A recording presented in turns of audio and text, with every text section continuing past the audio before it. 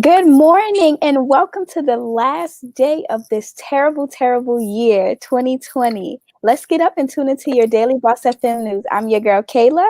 And I'm Kristian. And today we have the rest of the 2020 topics, a story on Tamir Rice, and a beautiful give back story. So let's get back into it. Wake the streets up. Yeah. Yeah. Okay. Wake the streets up. Okay. Come on. Okay. Wake the streets up. Yeah. Yeah. Come on. Wake the streets up. Yeah. Yeah. Okay. All right, guys. Happy New Year's Eve. Our first story on docket today, we have the Department of Justice announced that they're not going to be bringing charges on the two officers that were responsible for the killing of Tamir Rice back in 2018. And their reasoning, which sounds like such a cop-out to me, is that the video quality is too poor for them to be able to tell. There was no audio in it, and it is partially obstructed. I'm sure everyone has seen that video at this point. But it's cut and dry. The person they called in this 911 call said that the gun didn't look real. 2018.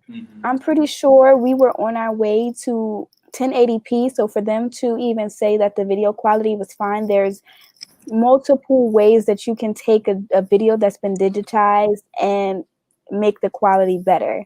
But yet the fact that they didn't even attempt to do any of these steps, I think is very, very sad. Okay, guys, so as this holiday season wraps up, people are still in the giving spirit. I know you guys heard about Diddy giving away some COVID relief money in Miami, but I'm here to tell you guys about a special 9-year-old boy named Joshua Cox from Mobile, Alabama. With the money that he makes from his job at his father's trucking company, Josh decided to use it this holiday to help out other kids his age. Josh decided to buy 20 bikes for kids his age during this Christmas year. His father likes to call him the young CEO. And when asked by Fox 10 News why he wanted to buy gifts for kids, his response was, some families are less fortunate, and he just wanted to help out. I think this story is so beautiful. And for his parents to even actually instill a kid this young with those principles that most grown adults can't even achieve. We'll give you a Right. So we're wrapping up 2020. Today is the last day, and also the last day of our countdown, giving you our top 20 of 2020.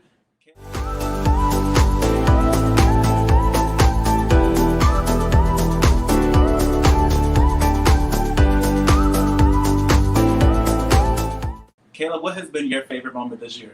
My favorite moment this year is me buying my first car. Now, what would you do if a big bumblebee or hornet came flying through the vent of your brand new car?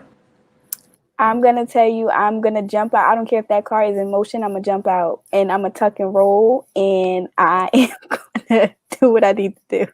Okay, and that brings us to number 8, which is the murder hornets, or the Asian huge hornet, which is what it's actually called, which causes 50,000 deaths a year.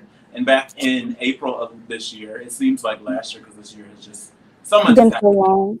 But we were petrified that they were going to come over into America. Like, they grow up to 2 inches long. Can you imagine small insects? I can't imagine a big old 2-inch hornet with venom and a huge dagger coming at me. Okay, and coming at number 9, we have the West Coast fires. So I wonder if you heard about the gender reveal that they use explosives, Kristian, which caused the West Coast fires, and the sky was completely covered. Like, you covered. Yeah, like, and this people is from smoke, and I mean, we already know it's a hot spot out there. So I don't know if there's a theme or whatnot, but 2020, it seems that the explosions, the fires, the locusts, the swarms, and big murderous hornets, it's just a lot. We remember on August 4th of 2020 when there was an explosion in Beirut where ammonium nitrate was being stored in the bay, exploding, causing about $15 billion in property damage out there, also causing 204 deaths and 6,500 injuries. 2020, you're not going to catch a break here. No, I'm not. And guess what? We also didn't catch a break in the motherland of Africa when the locusts did a swarm. You remember that happened in 2020? Because that's coming hot at number 5.